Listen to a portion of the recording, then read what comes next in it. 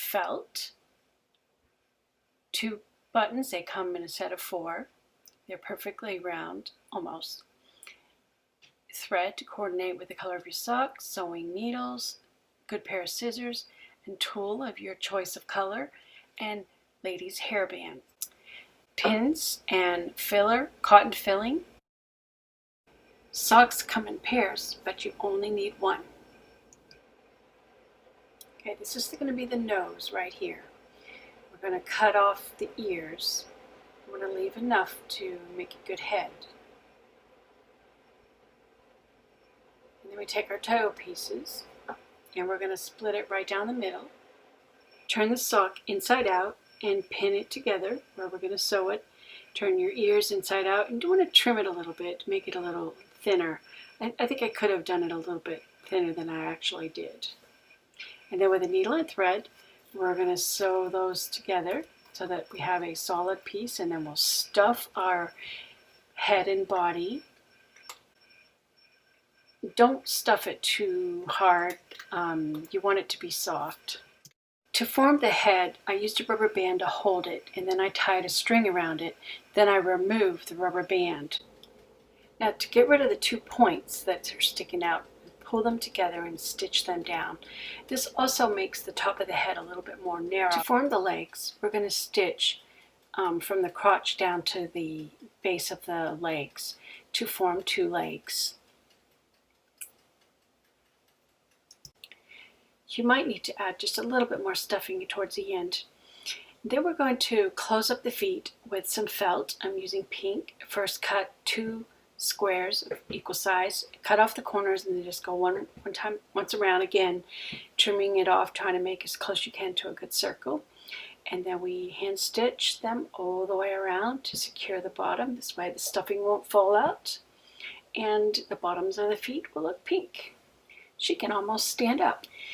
We stitch up both of the ears, turn them inside out, and then we're going to add some pink felt. So cut 2 narrow strips, make the top end a little bit more narrow, and then stitch it all the way up and down the other side. There's no need for any stuffing inside of the ears. We're just going to leave them just like that. Now I like to pinch them together at the front because it just kind of looks more natural, makes it a little narrow, almost makes a little hole in there.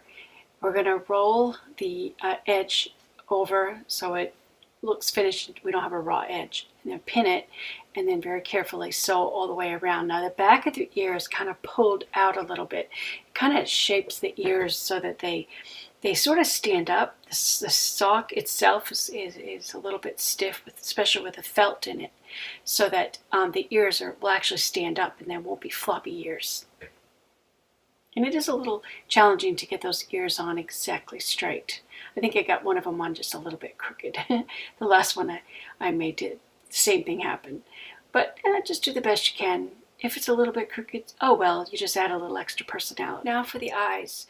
You'll need a very long needle and your 2 buttons. So we're going to squeeze the head a little bit. You don't want to squeeze it too tight. Get 1 button secure, and each time you pass through, make sure you're going through the little loop on the back of the button. And you want to go back and forth several times from left to right, right to left, and vice versa until they are very secure, because you don't want these buttons falling off and being a choking hazard to a child. And then when you're all finished, we're gonna shape the nose. So I kind of pull it from the eye into the nose, the center of the nose, and we're gonna stitch downward, pulling it just a little bit to kind of bring up the center, dividing his cheek, and then we're gonna work our way around the cheek, kind of pulling it in just a little bit to create that little bit of a curve, the shape of his cheek. And then you finish in the very center again, and we'll go down the same place in the middle and make the curve on the other side of the cheek. And this is what you call sculpting with a needle. Don't pull it too tight. Really check your shape constantly to make sure that it's what you want it to be. Now for our nose, you want to cut out the shape you need, and we'll start stitching it on. I'm going to use the same thread that I was using before. And we'll start in the middle, and then we'll just work our way all the way around the nose until the nose is secure. And that is how we form this cute, adorable little face. She is cute, even if I do say so myself. Now, I do white bunnies for girls, and when I make boy bunnies, I use gray socks. I suppose I could use brown socks too. I mean, you could make them out of any color you want. Since this is a little lady, we're going to tie a little pink bow around her head. I go around twice. We tie a bow with some tulle, and once I get it tight and secure, I shorten the tie, and then I use needle and thread, and I just kind of stitch it in place so that it doesn't come off, because you don't want anything to come off. You want everything to be permanent. And then I also tie a little bow to go on top of the head between the two ears, and I also stitch it on with a couple of stitches with the needle and thread, because I don't want it to come off. Now, to accent the mouth, since I've got it all sculpted, I mean, I could have done the sculpting with the pink, but I just feel more comfortable doing it with the white. I don't have to really pull or tug anything. Now, this is embroidery floss. It's 6 ply, so I'm dividing it to 3 and 3. And really only one piece is all I needed. But I just kind of copied the same stitches that I had before without pulling it too tight, because I don't want to make it any tighter than it already is. So just, all I want is that color to show that division between the two cheeks and around the cheeks, just to show the mouth. And I do that with pink embroidery floss. I don't know the exact number. I didn't pay attention to that color, but any shade of pink will do. And then I make a little knot in the very center when I finish off, and then to hide the thread, I just kind of pull it to the cheek. I've already made a knot, and I just kind of pull it that way that the loose end is inside. Well, our little lady is finished. Now we just need to make her tutu. So with the tulle, and I've chosen pink, but it could be done in any shade of tulle that you want. Tulle comes in a variety of colors, so I could imagine it in turquoise or blue or teal or purple or whatever color, orange. Cut it into 1-inch strips, and then maybe about 10 inches long, and we're going to secure them to the hairband by just folding it in half and then pull the 2 ends through, and we just keep doing that until we have the entire rubber band completely full. And it usually takes about a half a yard, believe it or not, of these strips. And then when it's all done, I like to secure the tulle so that it doesn't get pulled apart by the child. I like to secure it with a needle and thread going all the way around it. Now, this is the only part that is going to be removable. So the little girl who plays with this bunny can take it off. But you know what? She can also use this in her hair. So it could be, decoration clothes for the bunny, but it could also be used in the little girl's hair, because actually it is a hairband. Oh yes, I almost forgot. We have to sculpt arms. Now I'm going to create a little bulge at the front have our arms come down the side, and then as if they were going to meet and fold in the middle. So we're going to kind of pinch it right there to create. We're going to start in the very center. I'm going to use a curved needle. I think it's a upholstery needle, because it just makes it a little easier to get in there and turn.